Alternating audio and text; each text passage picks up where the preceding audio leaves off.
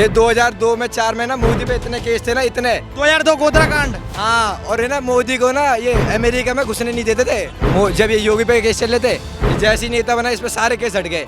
बलात्कार करने तक के केस थे इस पे, योगी जी, योगी साहब पे। ये आप पे डेटा कहाँ से है?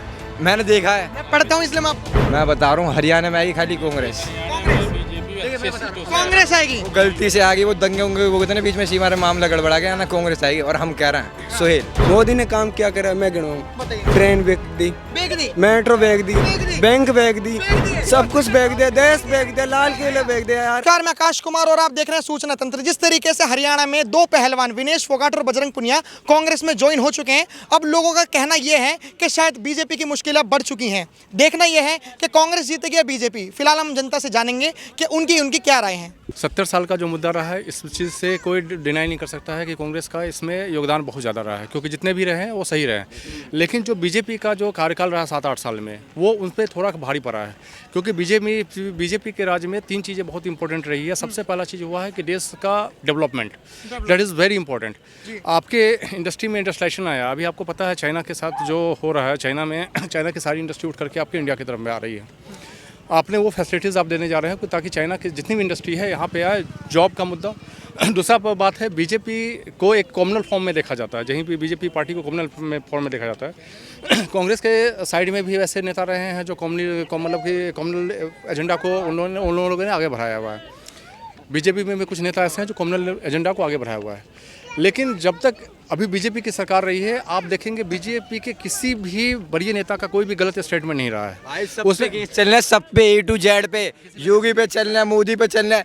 ये 2002 में 4 में ना मोदी पे इतने केस थे ना, इतने 2002 गोधरा कांड। हाँ। और है ना मोदी को ना ये अमेरिका में घुसने नहीं देते थे। सुनिए बात बताइए। मोदी पे केसेस थे, मोदी पे केसेस चल रहे थे। केसेस का सीधा सा कंसर्न है, अगर मुझे किसी से डिसअपॉइंटेड है मैं उसके ऊपर केस लॉन्च कर सकता हूँ, ठीक है ना, लॉ ये कहता है। लेकिन सुप्रीम कोर्ट ने मोदी को बाइज्जत बली किया हुआ है। ये लीजिए, इन्होंने कहा कि सुप्रीम कोर्ट भाई साहब, अगर मैं पावर में आ गया ना, मैं भी सारे केस से बचा मेरे को एक चीज बताइए, इन्होंने आपने कहा कि पावर में आ गया मैं। आप पावर में आओगे तब करोगे। मोदी जी पावर में 2014 में आए, 2005 में सुप्रीम कोर्ट ने क्लीन चिट दी थी। भैया जब आप पावर में आयोगे यार, आप अपने पे लगे हुए केस हटाओगे यार। समझे नहीं? आप सुनो, जब ये योगी पे केस चल रहे थे, ये जैसे ही नेता बना इस पे सारे केस हट गए। बलात्कार करने तक के केस थे इस पे, योगी जी पे, योगी साहब पे। ये आप पे डेटा कहाँ से है?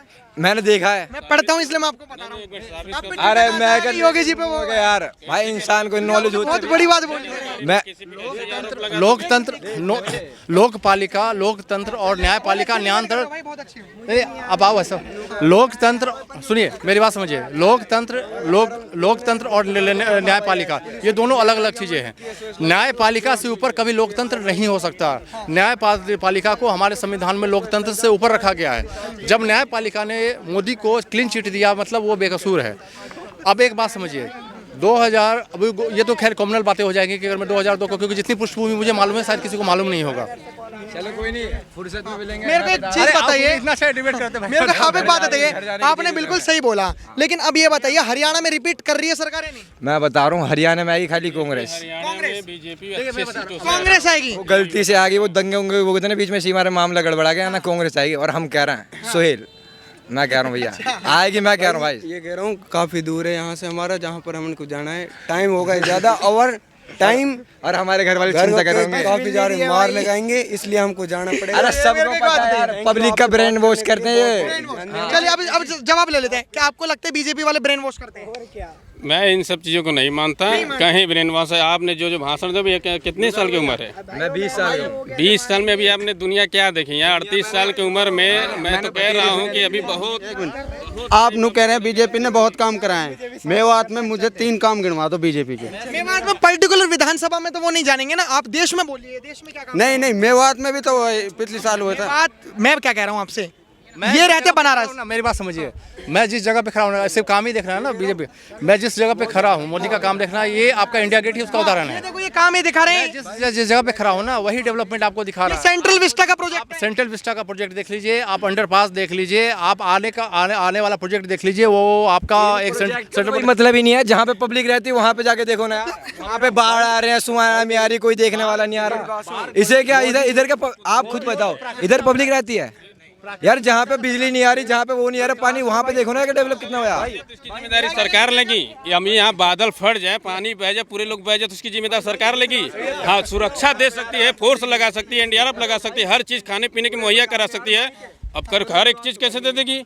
भाई साहब इधर देखो मेन क्या है, इस अचानक ये धरती फट जाए, इसमें हम सारे लोग मीडिया समेत चले जाए, तो उसकी जिम्मेदार क्या अगर मोदी जी हैं? कोई नहीं, सरकार चलती है यार पब्लिक को देखने के लिए। जब पब्लिक की जो फट गए थे बादल, कितने लोग बह गए थे?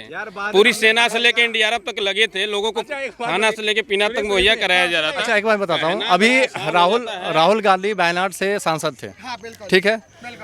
आप कहते हैं कि कांग्रेस ने बहुत काम किया है, वो क्या किया? वायनाड में इतना बड़ा प्राकृतिक आपदा आई, उसमें एनडीआरएफ की टीम गई, सेंट्रल के पूरे टीम गए, जो उनको करना था उनने बेटर तरीके से किया हुआ है। अब सरकार, वहाँ का सांसद कौन है पहले ये बताइए। सबसे पहली प्रायोरिटी जो होती है उस पर्टिकुलर एरिया का, वहाँ का चुना हुआ सांसद, ठीक है। राहुल गांधी गए, नो डाउट, लेकिन राहुल गांधी का वहाँ पे योगदान क्या रहा, that is the important thing. Central का योगदान रहा, सेंट्रल ने अपनी ये आर्मी भेजी, सेंट्रल ने अपना एनडीआरएफ भेजा, सेंट्रल ने वहाँ के लिए ऑलरेडी बजट पास किया। उसके बाद उनके लिए रिवेटेशन के लिए वहाँ आर्मी भेज रहे, मणिपुर क्यों नहीं भेज पा रहे आर्मी? जब वहाँ पे दंगे वंगे होते थे। पहली बात समझिए, मणिपुर पहला चीज़ होता है, जो भी स्टेट में दंगे होते हैं उसकी पहली प्रायोरिटी होती है स्टेट गवर्नमेंट की, ना कि सेंट्रल गवर्नमेंट की। स्टेट गवर्नमेंट पहले, उसके बाद जब स्टेट गवर्नमेंट फेलियर हो जाता है, स्टेट दो गवर्नमेंट तो एक ही होती है ना, बीजेपी की थी। भाई आपने कॉन्स्टिट्यूशन ऑफ इंडिया पढ़ा थोड़ा बहुत भी? मैं बता रहा हूँ, 3 लिस्ट होती है, कॉन्करेंट लिस्ट, स्टेट लिस्ट और मिक्स लिस्ट। पहली लिस्ट होती है जो स्टेट में जो भी होता है ना, वो स्टेट काम करता है। तो स्टेट मणिपुर में एन बीरेन सिंह की सरकार है। एक जगह बताओ। एक मिनट, हर कोई कहता है भाई मोदी का डंका चलता है। अरे कहीं नहीं चलता। सुनो, मोदी ने काम क्या करा मैं गिनवाऊं। बताइए। ट्रेन बेच दी, मेट्रो बेच दी, बैंक बेच दी, सब कुछ बेच दिया, देश बेच दिया, लाल किले बेच दिया यार। अब इससे बढ़िया काम क्या करा? अब आपको खुलासा करना है, खरीदा किसने? किसने खरीदा? खुलासा करना, खरीदा किसने? दूसरी कंट्री के वो खरीदे हैं। हाँ, नहीं, दूसरे कंट्री के अमीर लोगों ने खरीदे हैं। मैं इसका जवाब देता हूँ। भाई ने बहुत अच्छी बात बोली है कि मोदी ने मेट्रो बेच दी, ट्रेन बेच दी, ये आप समझिए। गवर्नमेंट जिस गवर्नमेंट के अंदर में जो भी पावर ऑफ अटॉर्नी होती है, जो भी संस्थान होता है, जब वो कमजोर पड़ जाता है, जब उसके अंदर में काम करने वाले लोग या आम पब्लिक को असुविधा महसूस होती है, तो गवर्नमेंट उसका विकल्प निकालती है, समझिए। तो जो भी पावरफुल लोग हैं आज, समझिए, गवर्नमेंट से ज़्यादा पैसा आज के टाइम में भारत के उद्योगपतियों के पास है। भारत सरकार से ज्यादा पैसा भारत के उद्योगपतियों के पास है। तो गवर्नमेंट का बहुत सारे नाम मैं गिना दूंगा। एक तो है ये, अरे अडानी, अंबानी, बहुत सारे। मैं तो और मोदी 55 के दोस्त थे, एक ही डायपर में खेलते थे वो दोनों। आप समझिए इंडिया में तो जो जगह वो देश के डेवलपमेंट में सिर्फ सरकार का योगदान नहीं होता है, जो इंडस्ट्रियलाइजेशन होती है वो उद्योगपतियों के हाथ में होती है। भारत में कहने का मतलब मैं बता रहा हूँ, इनका कहने का मतलब ये है कि अगर कोई बहुत ज्यादा पैसा अगर किसी चीज में लग रहा है, जैसे मान के चलो उन्होंने ट्रेन का प्राइवेटाइजेशन करा, जिसमें अब कहीं नहीं हुआ, मैं बता रहा हूँ। उनने सिर्फ ट्रेन का शेयर जो है वो सिर्फ एक टाइम पीरियड के लिए उद्योगपति को दिया गया है कि ताकि उसका नवीनीकरण कर सके, उसका डेवलपमेंट कर सके। आप समझिए, अपना जो रेलवे था वो पिछले 75 सालों से, 50 सालों से बात नहीं कर रहा हूँ, 75 सालों की बात कर रहा हूँ, क्योंकि देश को आज़ाद हुए करीब 70 साल हो गए हैं, ये 78 साल हो गए। हमारा जो रेलवे था लालू यादव से पहले, रेलवे कभी भी मुनाफे में नहीं रही है, रेलवे का कभी यूटिलाइजेशन नहीं हुआ है, रेलवे की स्थिति बहुत जर्जर थी।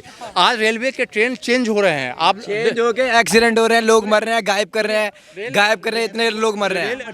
रेलवे में जो अभी रेलवे में जो नवीनीकरण हो रही है, वो आधुनिक ट्रेन आ रहे हैं। आपके यहाँ जापान के साथ हमारा अलाइनमेंट हुआ है, बुलेट ट्रेन आ रही है, बहुत सारी चीजें। अब मैं बता दूं, जो हम लोग मेन मुद्दे से भटक रहे हैं, जैसे भाई साहब ने बोला, भाई ने बताया, भाई मोदी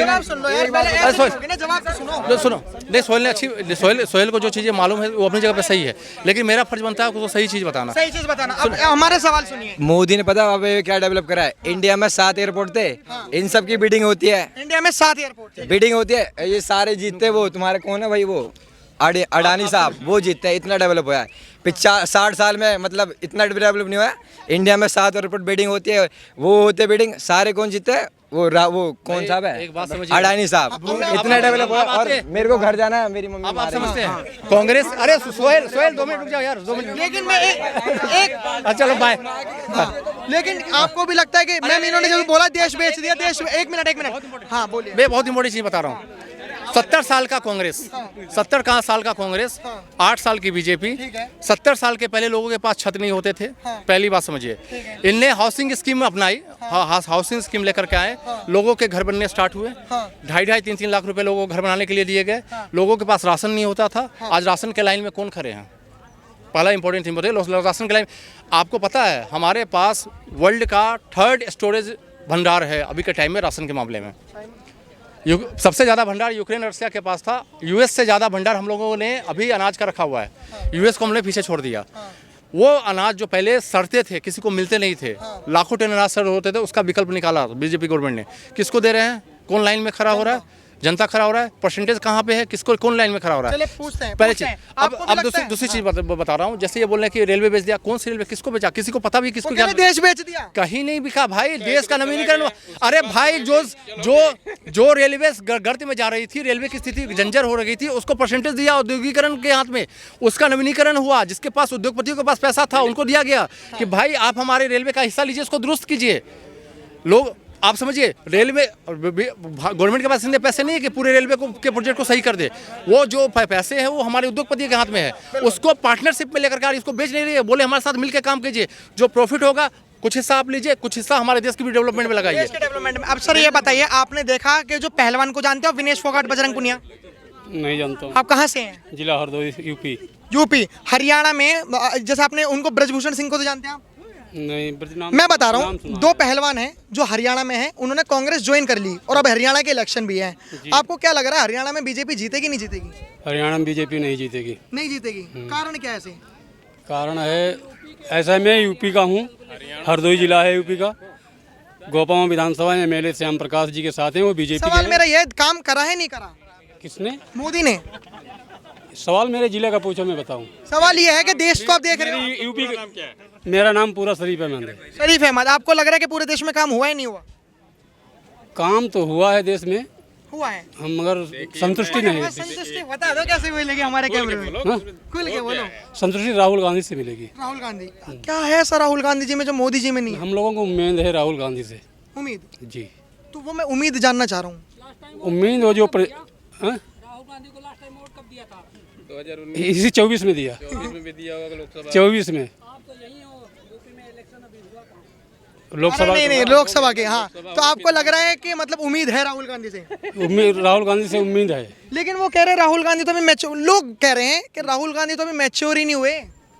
ये कुछ नहीं, वो सोशल आदमी है। सोशल आदमी है। देखिए, मैं एक चीज़ बता दूं कि राहुल गांधी जी, लोग कहते हैं कि हमारे पीएम के, राहुल गांधी जी को अभी बहुत कुछ सीखना होगा। मोदी जी से संसद भवन में बैठ के सीख ले, नहीं समझ में आता तो मुझसे सीख ले, आके बनारस में क्लास ले लें कभी।